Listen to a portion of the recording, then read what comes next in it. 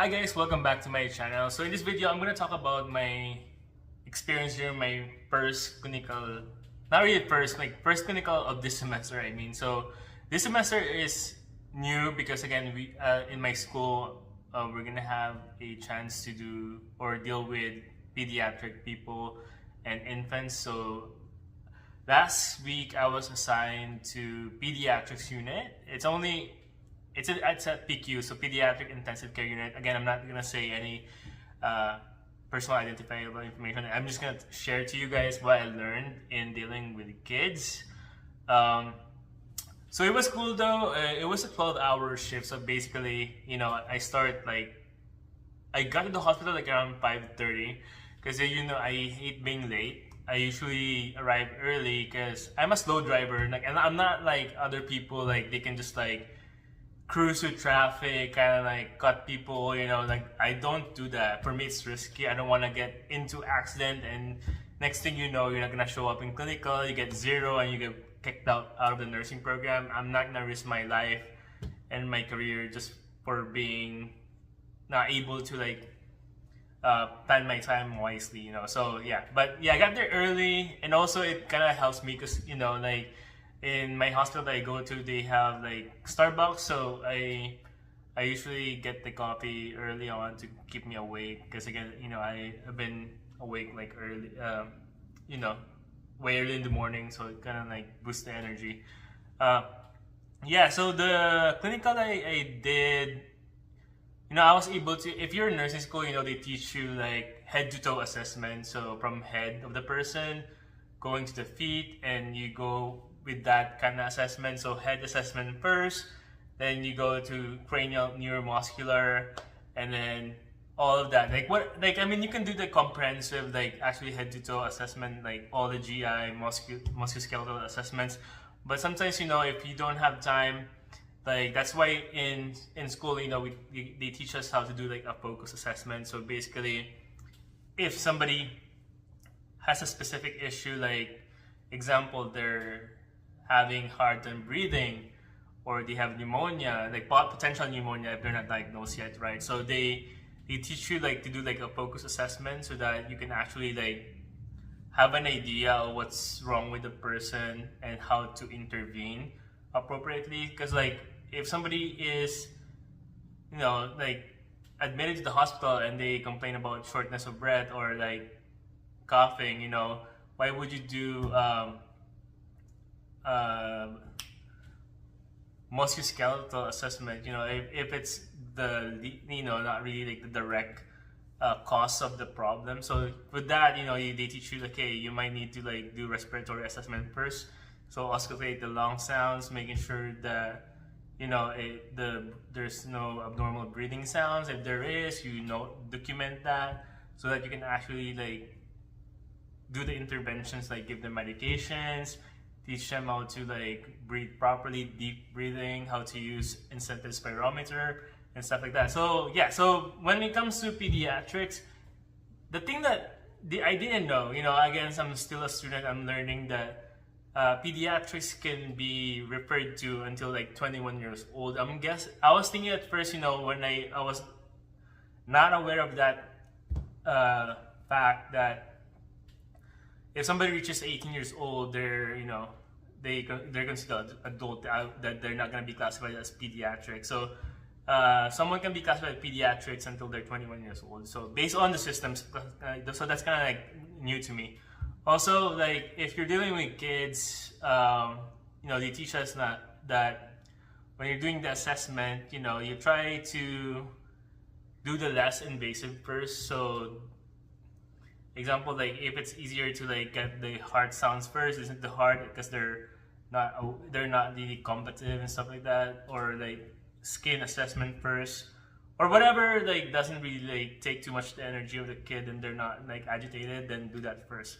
So that would be a different approach when compared to when dealing with adults, because in adults you can just ask them, hey, do you mind if I do this one? And if they say yes, you can proceed with the procedure, right? So that's the difference between pediatrics. Sometimes I notice when dealing with with kids that have complications, right? So you can see them like suffering. So some people are very uh, emotional. They can probably like feel attached to that situation, kind of like instead of empathetic, you kind of like like feel bad. But as a healthcare worker, we try to avoid doing that. Again, we're trying to just make the to be empathetic means like just make sure that we're putting ourselves in the issues kind of a bit and kind of like understand them and kind of like do what's best for them and hopefully help them to become better in their health condition. Also, when I'm thinking about like what are the things that I kind of like saw in the unit, um, yeah, it's just like realizing also that it's just unfortunate that some kids had this some sort of specific condition that might affect them in the long run, until they grow as an adult person. So I was thinking like some people are very lucky, that they have a good life, like they're able to do whatever they want, like career wise or personal wise. Like some kids, like they had this condition that kind of prevent them from living the life to the fullest. So it's kind of like that's a realization that I've seen in clinical that kind of like opened my eyes a bit on like how lucky people are that they're able to do some things that other people can't, even though they want to, because they can't really physically, they can't, or it's not really possible for them to do. And the difference between adult and children kind of nursing is medications. Medications, because the infants, kids, and stuff like that, they're very weight-based dosage. So if you miscalculate a dosage, that can really affect the child, like because adults, they has like a standardized measurement, so it's not really like a big deal. But for kids, for me nurses, we have to be careful on the dosage, just make sure we have it accurate, and we can ask somebody, a fellow nurse, to actually verify if our calculation is correct whenever we're mixing or reconstituting a dose. But it's fun though, like I've never like worked with infants, so just seeing like some of them, like wow, like that's fun, like like because like the child was just like happy and then kind of like smiling. It's like I've never seen that, so it kind of like that's cool. And then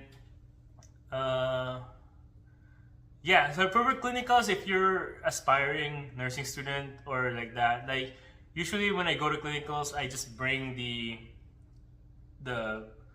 important materials that I need, like stethoscope, pen light, paper, and then like things that I need for my care plan. It's like whenever we do clinicals, I think it's standardized for every school that you have to do a care plan for a patient that you actually work with and you actually like learn from, like how to take care of them. So that's amazing, right? So care plan, and then also if you're like the person that probably doesn't want to go to the cafeteria or spend money on like food at the hospital, you can bring your own food, because like usually the hospitals have their own lounge that you can actually like put your meal prep and kind of like whenever you go on lunch break, and lunch break is not even like that long, it's like an hour, because again you have to go back to the floor and assist on whatever your preceptor or the nurse assigned to you actually needs, right? So yeah, so my first clinical was amazing,